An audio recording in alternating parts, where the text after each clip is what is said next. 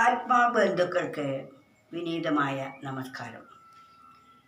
3 തരത്തിലുള്ള ഭക്തന്മാരുണ്ട്. അതിൽ സത്വഗുണം വളർന്നിരിക്കുന്ന ഭക്തൻ്റെ ലക്ഷണവും രജോ ഗുണം വളർന്നിരിക്കുന്ന ഭക്തൻ്റെ ലക്ഷണവും തമോ ഗുണം വളർന്നിരിക്കുന്ന ഭക്തൻ്റെ ലക്ഷണവും വ്യത്യസ്തമാണ്. അതിൽ സത്വഗുണം വളർന്നിരിക്കുന്ന ഭക്തൻ എപ്രകാരമായിരിക്കും എന്ന് നാം ഇന്നലെ പറഞ്ഞു കഴിഞ്ഞു. അതാണ് പറയുന്നത്: സ്വധർമ്മം ചെയ്തു യാതൊന്നും ആഗ്രഹിക്കാതെ കേവലം എന്നെത്താൻ ആശ്രയിപ്പോർക്കു സത്വമുൾത്തിങ്ങി നിൽക്കയാം.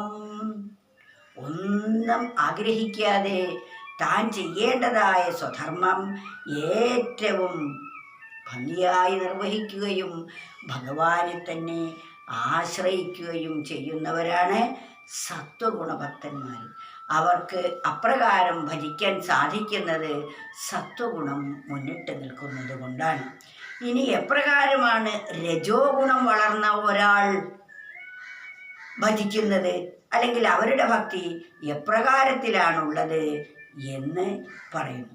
പലേതുമാഗ്രഹിച്ചെന്നെ സേവിക്കും കർമ്മനിഷ്ഠനായി രജോ ഗുണമകക്കാമ്പിൽ ഏറി നിൽപ്പവനാണവൻ.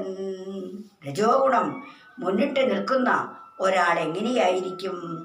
പലേതുമാഗ്രഹിച്ചെന്നെ, പലതും ആഗ്രഹിച്ചുകൊണ്ടായിരിക്കും ഭഗവാനെ സേവിക്കുന്നത്.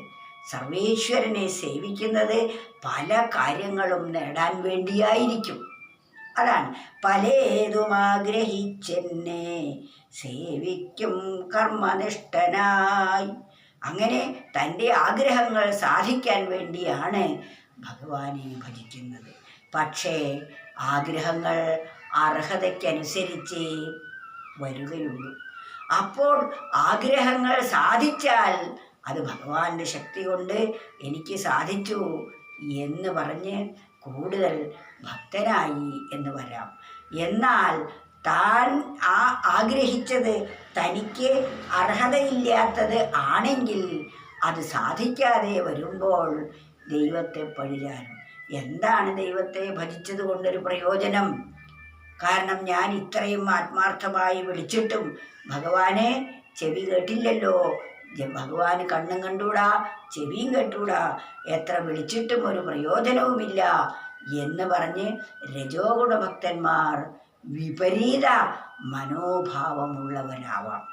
അതുകൊണ്ട് രജോ ഗുണഭക്തിയുള്ളവരുടെ സ്വഭാവത്തെക്കുറിച്ചാണ് ഇതിൽ നാം ഏത് ഭക്തരാവേണ്ടത് എന്ന് ഇത് മൂന്നും മനസ്സിലാക്കിയ ശേഷം വേണം തീരുമാനിക്കാൻ. സത്വഗുണ ഭക്തന്മാർ സമാധാനപ്രിയരായിരിക്കും. അവർക്ക് എപ്പോഴും സുഖം ആയിരിക്കും അനുഭവം. എന്നാൽ രജോ ഗുണ ഭക്തന്മാർ പലതും ആഗ്രഹിച്ച് സാധിച്ചാൽ നന്നായി, സാധിച്ചില്ലെങ്കിലോ ദൈവത്തെ പഴിതറിയുകയും തൻ്റെ ഭജനം പോലും നിർത്തലാക്കുകയും ചെയ്യും. ഇതാണ് രജോ ഗുണ ഭക്തി കൊണ്ട് വന്നു ചേരുന്ന അവസ്ഥ. അതുകൊണ്ട് നാം ഏതാവണം എന്നാണ് ഇതിൽ നിന്ന് മനസ്സിലാക്കേണ്ടത്.